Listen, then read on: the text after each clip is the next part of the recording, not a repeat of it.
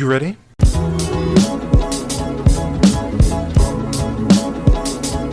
You're listening to the Real Pineapple Podcast Network.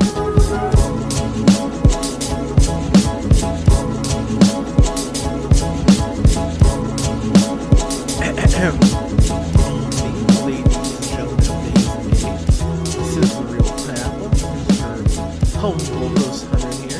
Hope you're having a great night, day, weekend, whenever you're checking this out.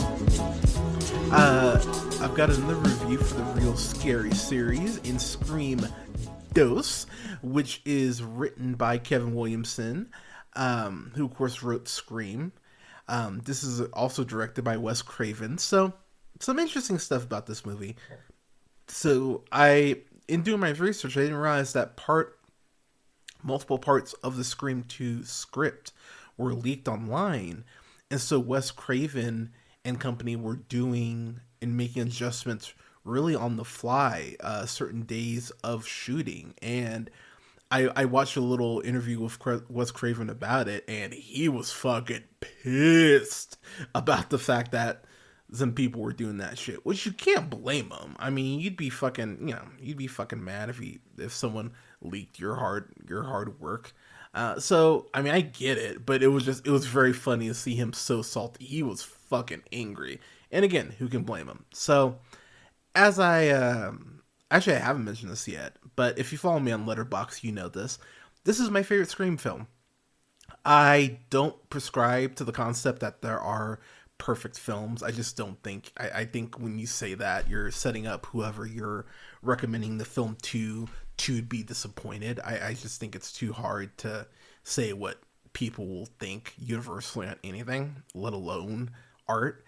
But I love Scream 2. Scream 2 is a movie that oh god, I'd have to think about all the horror movies I've seen, but while I'm not a horror buff, Get Out's probably my favorite horror film ever. I just think Get Out is, again, as close to perfect as it can, as untainable, if you will.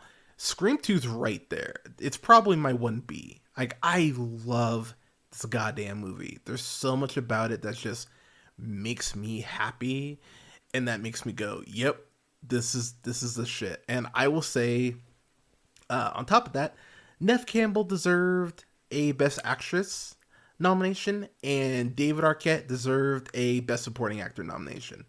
I will die on both those hills. I thought they were god tier levels of brilliant in this movie between the two of them. But I will go ahead and get into that in a second. So, basically, there are two college students that are murdered at the sneak preview of a new horror film called Stab. One played by Omar Epps and the other played by Jada Pinkett Smith. And I got to get this out of the way. It made me laugh very hard how it felt like Jada Pinkett Smith wasn't acting at all. It felt like she was just being her very natural self, because there's a point where they're going to see the movie, and Omar Epps' Phil is like, hey, let's go. Like, we're going to see this. And she's like, give me some money. She just says it like that. Not a please, can you give me some money? Just give me some money.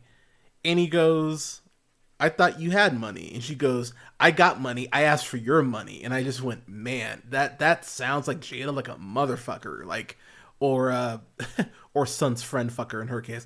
But it was one of those things I went, wow, that's gross. Like, could you at least say fucking please, you fucking asshole?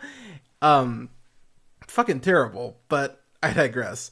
So this has maybe my favorite opening out of all the Scream films. I love Drew Barrymore's opening in the first one. Do not misunderstand. And that is like the most heartbreaking opening, because she's so goddamn close to getting away, and just seeing how close she was and how she doesn't make it. It's fucking sad. And obviously, Jenna Ortega's opening in 5 is incredible as well. Oh god, how would I rank those? Actually, I'd probably go for top 3. I'd probably go 251 actually, because I do love that Jenna Ortega opening. I think that opening is so tension filled and so well done.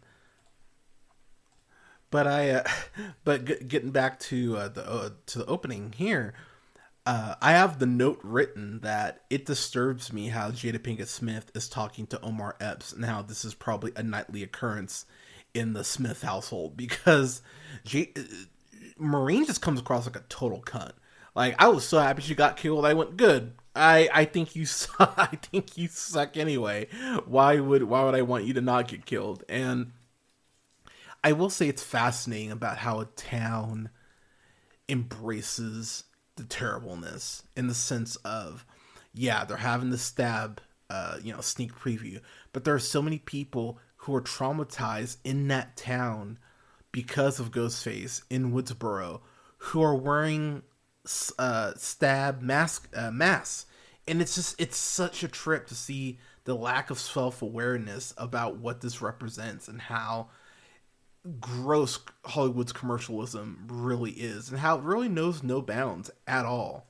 What I will say though is that it's got, for me, my two favorite, it has my favorite kills of an opener for the Scream franchise because first off, Phil gets stabbed through the ear through the bathroom door, which I went, holy shit. Like, it's funny that I'd seen Scary Movie so many times before I started watching the Scream movies back in August.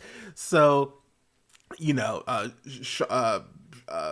Sean Wayne's getting the dick through the ear. I went, oh, ha ha ha, ew, and then seeing Phil get stabbed through the ear, I went, oh, that shit's way less funny now. God damn, like it made me laugh, but that death is fucking brutal in the way that's filmed and the way that's taken out. And then for Maureen to be getting paranoid when Phil doesn't go ahead and join her in the theater at their seats, and then her getting stabbed in the gut. Again, nothing new for Jada. Having a man that's not her husband rearrange her guts. Zing! But wonder if he's saying Hail Mary. But anyways, but seeing Maureen's death, I went, oh, cool. Now we're off to the races. This is going to be fun. And this is, for me, the best paced Scream film. It's the best kills. The best kills for a Scream film. The reasoning for Ghostface in particular is so fucking cool. And sadly would still hold up in 2023, which I think is absolutely insane. So I know I've talked about her a lot, pardon me, during this whole Scream film series reviews, and I just love Neve Campbell. I'm just such a fan of hers. I mean, she's absolutely gorgeous, naturally charismatic. It's really weird she's not more of a thing. Like obviously the Scream movies have been amazing, like been huge for her, but she really should be doing like Oscar shit because she nails these dramatic beats in this movie playing Sydney, because Sydney now is in high school or in college now. I think they say it's her freshman year, and she is a woman who's just trying to move forward from a horrendously traumatic event while still reconciling with who she thought her mom was and what she wasn't. And that in itself is a really interesting journey that the film goes ahead and continues to evolve. They don't exactly stick the landing with Scream 3 on that, but I think they do a good job of moving that subplot forward in this as well. I know I've talked about this before, but it really is insane how shitty the town of Woodsboro is as far as just torturing this fucking woman. She went through this traumatic event of being fucking stalked by a serial killer, by people she thought she could trust, and the movie has the town has the fucking balls to go ahead and harass her. And this film in particular does a really great job of just making you sympathetic to Sydney. I think that's something that Buffy the Vampire Slayer, the show, also does really well, because Buffy is just trying to live her goddamn life, and the Hellmouth is open, angel and the soul and shit. It just feels like she can't catch a break. And Sydney, she definitely has PTSD, rightfully so, considering what she went through. But she does have a new boyfriend in this movie, which in Derek, played by fucking Jerry O'Connell. I was like, what? Jerry O'Connell's in this? So fucking cool. Like, and by the way, bravo, being married to Rebecca Romaine Stamos, A, and B, being a fucking awesome Superman voice. Yeah, I'm a fan of Jerry O'Connell, but he's great in this too. Like, one thing that I really just loved about watching this whole saga, and it really made me happy to get very film nerdy on y'all. It was so cool to not know anything about these movies, because what's crazy is I didn't have any of the Ghostface killers spoiled for me. I went into these movies cold. I knew so little about them. And so to be able to understand, oh, this is why so many horror fans ride so hard for this franchise. It makes sense. But Jerry O'Connell gives an awesome performance in here, because you understand where he's coming from. He wants to go ahead and be there for his partner, but she, rightfully so, has this PTSD about being able to trust people. And I think y'all will know what I mean, because I experienced this with my partner, where when something is wrong with them, like in their life, you want to fix it so badly because you love them. And that's where Derek is. Like, Sydney is so tortured and so scared to let people in, and so scared to just live. Like, she's trying so hard to move past all this, but you know, this it's like a fucking cloud hanging over her, and Derek wants to be there for her. And it's so sad but amazing the way that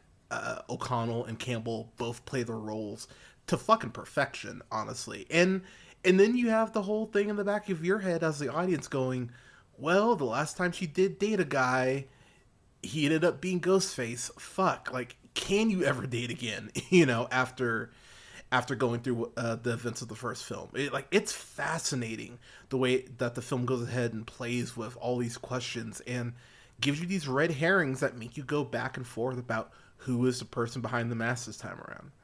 Speaking of people I didn't expect to be in this movie, fucking Timothy Olyphant is in here as Mickey.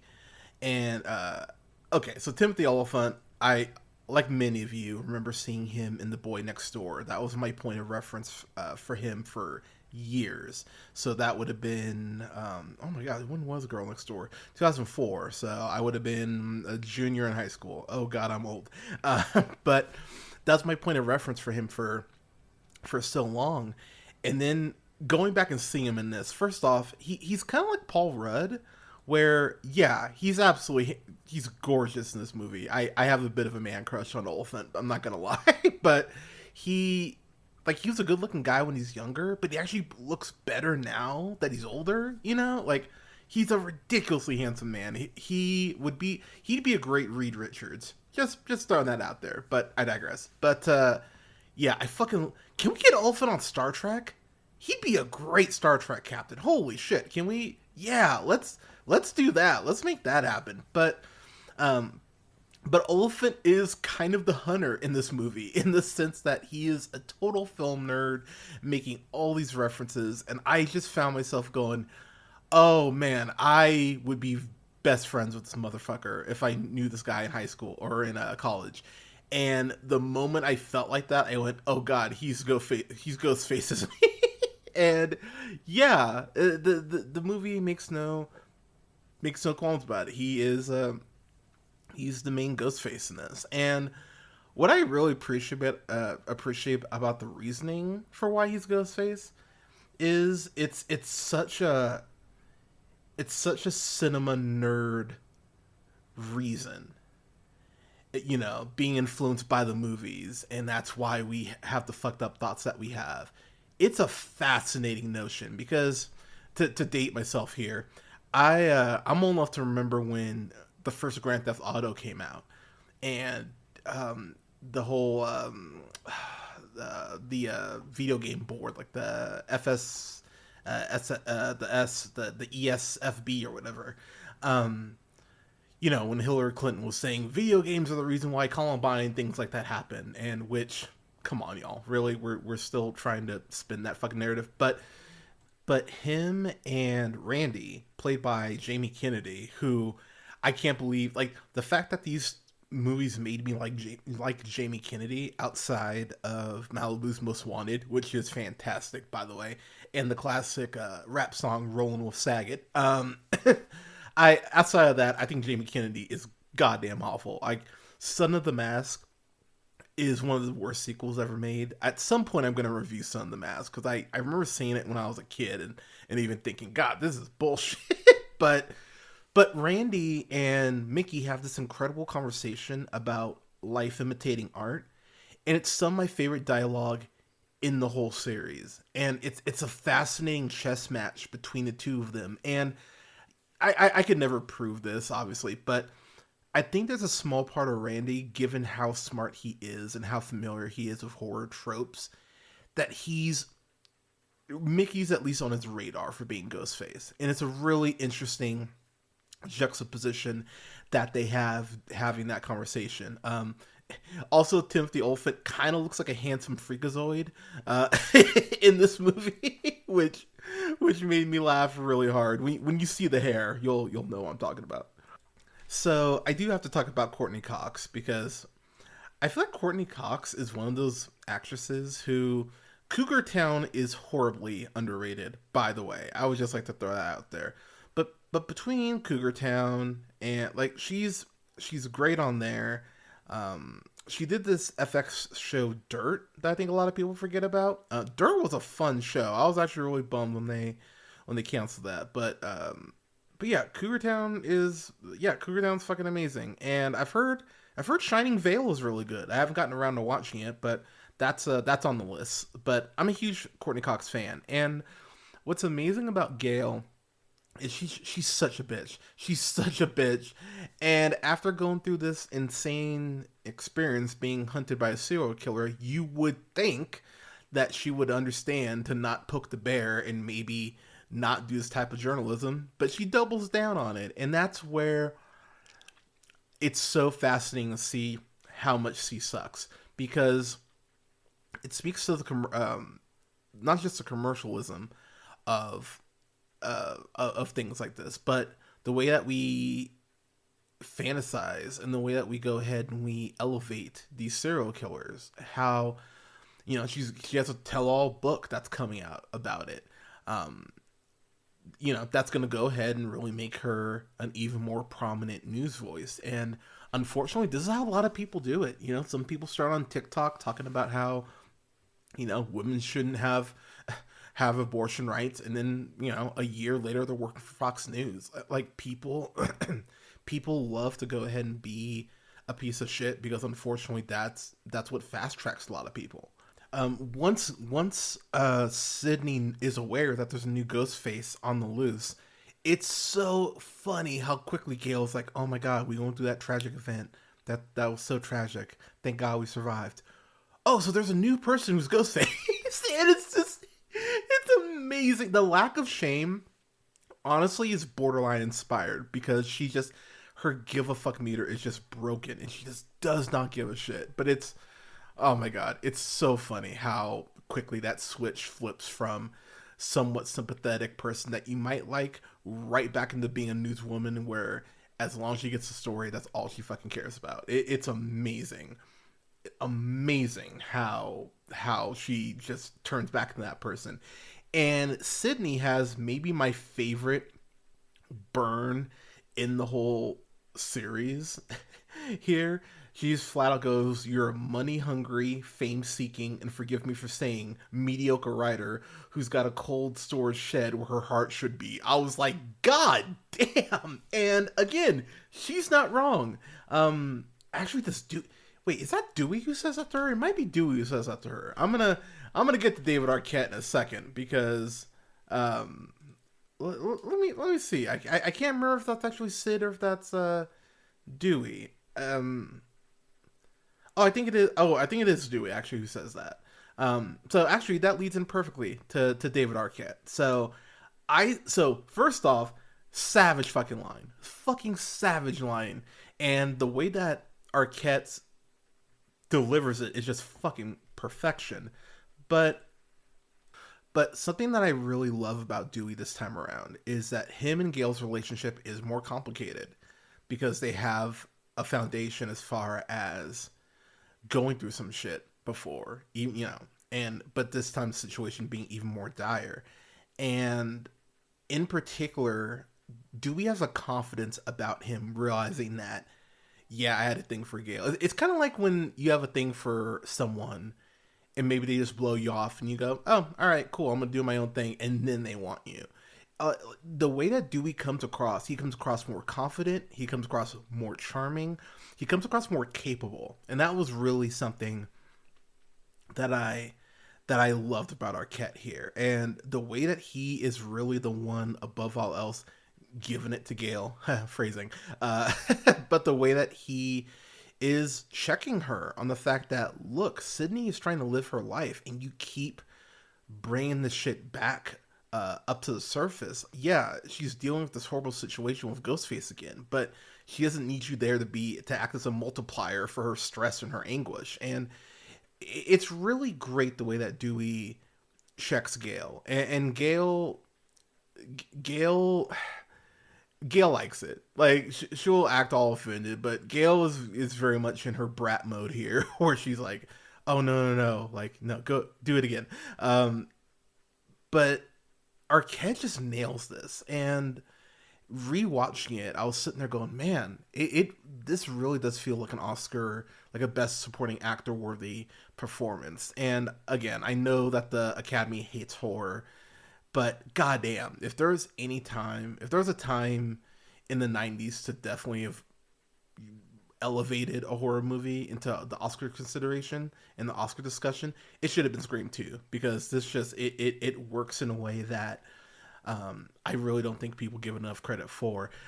I will say too, not to get to just bring up a few more things.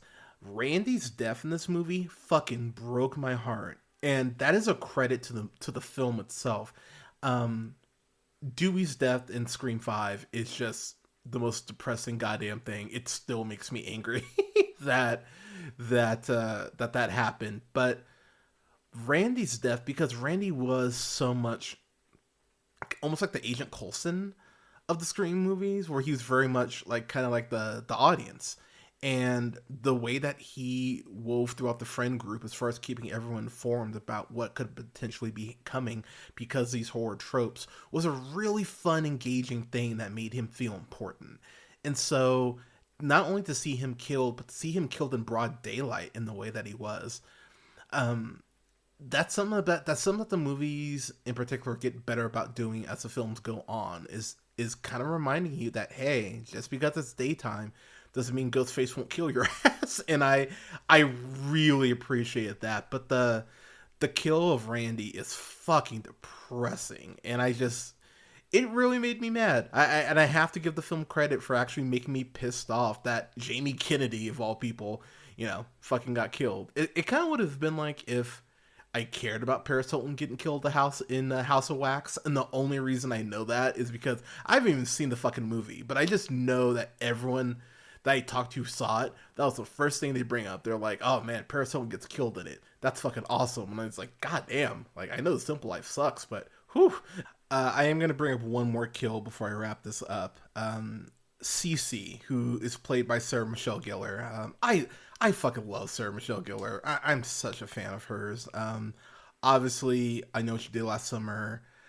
Scream 2, Cruel Intentions. She's such a cunt in Cruel Intentions as Catherine. It's amazing how hot she is and how evil she is in that movie. And The Grudge is fucking awesome. Like, I haven't seen The Grudge in a while, but she's great in that movie. But her death in particular, there's this Ghostface jump scare where he jumps out of a closet, and that shit caught me so that shit caught me so off guard.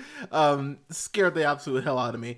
But then on top of that, the actual kill is Ghostface just going, "Yeah, I'm through with you. I'm through playing around," and just throws her off this roof. And I went, "Wow, Ghostface fucking sucks." Like, it's such a great kill though.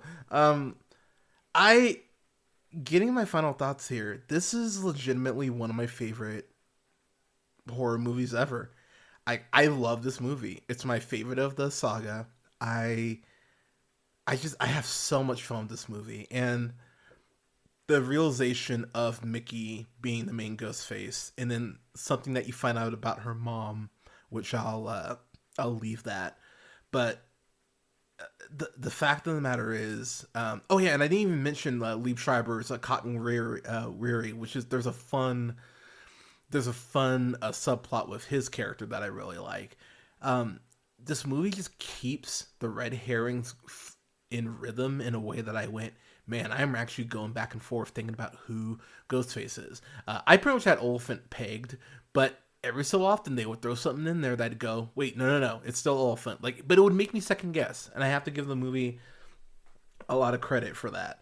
Um, I dug this so fucking much, and it will be the Scream movie I rewatch. Um, really every Halloween moving forward. Um, I think once you've seen them all, you don't really need to like you don't have to go back through in fucking order. Like you can just kind of pick and choose. So I might watch Scream 2 again tomorrow or on Halloween. Honestly, I dug this so fucking much, and I had so much fun. And the actual final third act between Sydney and Ghostface. Something that I really liked about this movie is it reminded me of you remember that show Cheaters? I can't remember what the host's name was, but remember how there's one episode where him and the girl who hired Cheaters, they confront her former partner and his the girl he's cheating with on this fishing boat, and the host got stabbed. He got stabbed with like a fishing knife. And I remember like he lived thankfully, but he even said like I went to started taking like I can't remember if he took taekwondo or what he took, but he got to like martial arts after that. He's like, I want to make sure I can defend myself. And Sydney, between this interaction with Ghostface, it's great because you can tell that she's been taking karate or or martial arts so that she can protect herself, and it's actually really good message to not let something as fucked up as it is, to not let something like that break you, and find a way to turn it into something good. And Neve Campbell, she deserved the Best Actress nomination for this. I'm dead fucking serious. I think this is her best performance in the series. I think she is sexy. I think she is terrifying when she needs to be. I think she is strong when she needs to be. She's vulnerable. She's inspiring. Like I love Neve Campbell in this fucking movie. I think she absolutely nails Sydney, and this is the benefit similar to seeing like someone like Scarlett Johansson and like throughout her MCU tenure, or even Chadwick Boseman in the short amount of time that we had him as a T'Challa, where you get someone who just gets this role, the role that they're in, while the returns definitely diminish on the Pirates of the Caribbean movies. That those first three, Johnny Depp is in his bag in those fucking movies. So it's there's an interesting kind of almost multiplier that can come with familiarity of a role. Daniel Craig.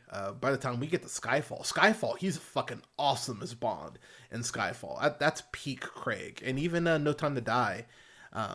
While it's not perfect, he's great in it. So it's really cool to see how Neve Campbell continues to evolve the character, and I really hope she comes back for Scream 7. I hope that fucking whoever's making them now, I think it's Miramax, but I really hope that they realize that she is fucking Scream, and to pay her accordingly. She's fucking amazing. Why would you not? We just had Jamie Lee Curtis come back because of, for 3 Halloween films, because Blumhouse realized what an asset she was, and you can't fucking have you can't have Halloween without fucking Laurie. So I will say that while I enjoy Scream 6, and I enjoy the shit out of Scream 6, it's very frustrating to me that Neve Campbell isn't in it. So hopefully these studios can pull their head out of their ass. Also, pay your fucking writers and your actors, by the way, because the SAG strike is still happening as I'm recording this. But yeah, I adore this fucking movie so much.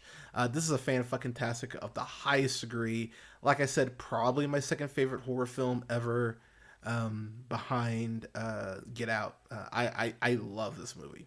Yeah, long live Scream 2. But yeah, y'all, Scream 2. Have you seen it? What'd you think of it? Let us know in the comments. You can follow yours truly. You can follow the show on YouTube.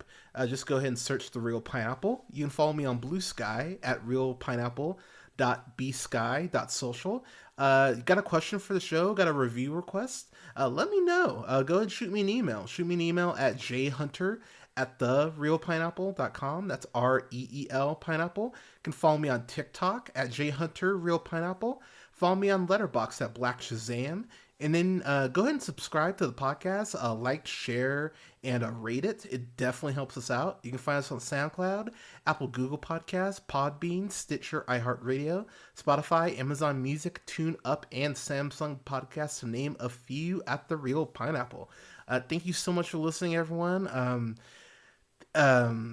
Heading into November, we're going to have a review for the Marvels. I'm going to actually go back and rewatch Captain Marvel. I haven't rewatched Captain Marvel in like 8 months, so I think I'm going to go back through and rewatch that, see what I think about it. But I'm going to go ahead and rewatch that. I have a re-review for that. I'm going to go ahead and have a review for the Marvels up in a couple weeks. That comes out November 10th, I believe. So I'll have a review up for that.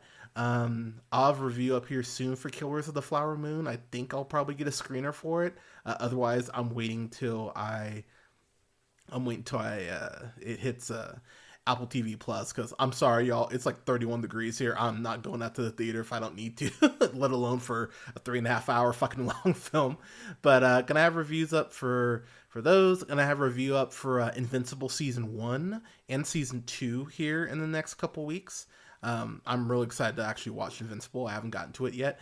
I'm gonna get to the Boys spinoff, with Gen V. I'm gonna get to that at some point. Not sure when, but I will have a review up for that at some point. And then I'm gonna probably just restart it. But Nick from the Afternoon Tune, shout out to Nick and Josh. But Nick has been on my ass about watching Warrior Season 1. I got halfway through it, and then other shit got in the way. So I'm probably gonna just start Warrior over from the start, because I do want to get back into that. But yeah, got quite a few reviews coming up, and then in December I will be not only streaming by that point, but I'll have 12 days of real holiday reviews. I haven't decided what the 12 films episodes are going to be, but I'll let y'all know as we get closer to the holiday season.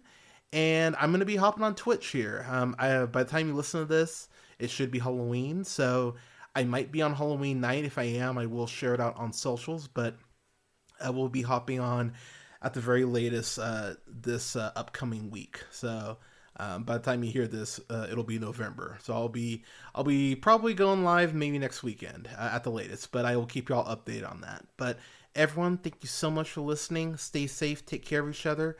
Go ahead and get your COVID and booster and your flu shot. We're heading those winter months, y'all. I want y'all to be safe. But again, thank you for your support, and don't forget, as always, to keep it real.